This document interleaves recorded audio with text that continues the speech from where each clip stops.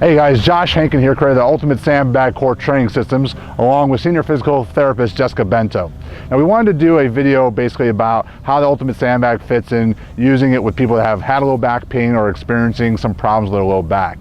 The beautiful thing is not only is Jessica a physical therapist, or I'm someone who's worked with a lot of people with low back pain, but we've each experienced it. Jessica with 5 low back disc herniations and myself with 2 of my own. So we can really talk from experience the problems that this gives, and hopefully you're reading this along with Jessica's blog post and you're seeing that she's talking about several different things. One is the ability to disassociate the low back from the hips in what we call hip hinge, the lunge to build flexibility and mobility in the hips, as well as awakening the hamstrings and glutes, and the squats to combine a little bit of everything.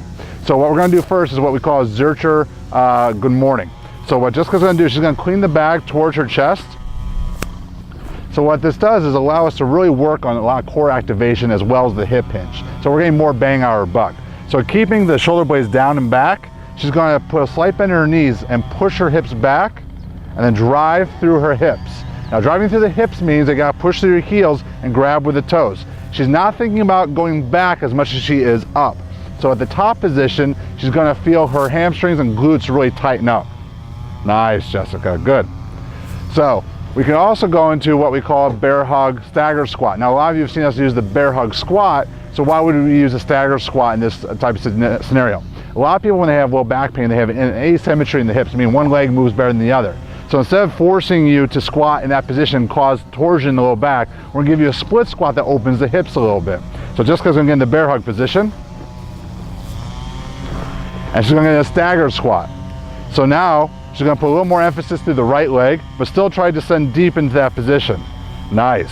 Keeping, again, the shoulders down and back, keeping that thoracic spine in place, keeps the lumbar spine in place. She's able to build mobility through the hips, and the deeper she can get in that squat, the more she's going to activate her hamstrings and glutes, which is going to reinforce good pelvic alignment. Now we're going to move into a lunge. We're going to do a drop step lunge first. Now with the drop step lunge, we do that because it allows you to keep your center of mass over your balance point.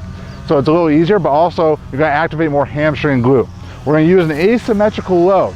So we can have the load either down by our side or on our shoulder to make it more difficult. So for beginning people, we're going to keep it down by your side. She's going to lunge back with the same leg that the load is on. And she's going to drive up nice and tall. Nice. So she's going to work on trying to fully extend those hips. Now we can make sure she does that if she goes up to a balance step as well.